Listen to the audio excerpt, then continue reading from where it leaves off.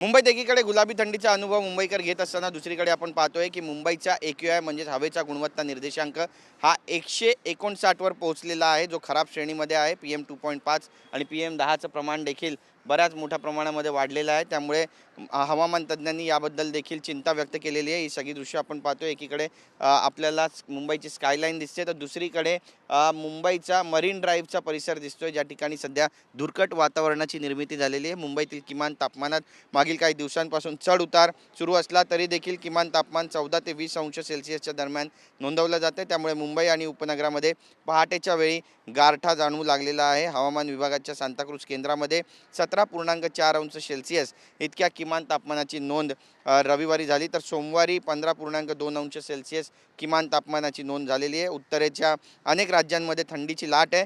जम्मू काश्मीर, लडाख इथे होणाऱ्या हिमवृष्टीमुळे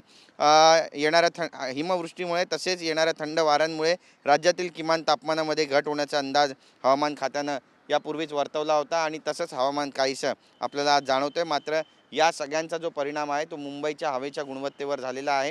हवेचा गुणवत्ता निर्देशांक ढासळतोय। मुंबईतील कुलाबा असू द्या, मरीन ड्राईव्ह परिसर असू द्या, कुर्ला, बांद्रा, BKC, मालाड आणि त्यासोबतच सांताक्रूजचा जो परिसर आहे त्या ठिकाणी AQI मध्ये मोठ्या प्रमाणामध्ये वाढ झाल्याचं चित्र पाहायला मिळते आणि इथली हवा श्वसनासाठी दूषित असल्याचं सुद्धा बोललं जातं। हेच कारण आहे की आता हायकोर्टानं सुद्धा याबाबत चिंता व्यक्त केली आणि महानगरपालिकेला योग्य त्या उपाययोजना आखण्याचे सुद्धा आदेश दिलेले आहेत आणि याबाबत आता महानगरपालिकेची नेमकी भूमिका काय असणार आहे हे सुद्धा पाहणं तितकंच महत्त्वाचं ठरेल। कॅमेरा पर्सन योगेश गुरवसह गिरीश गायकवाड, TV9 मराठी, मुंबई।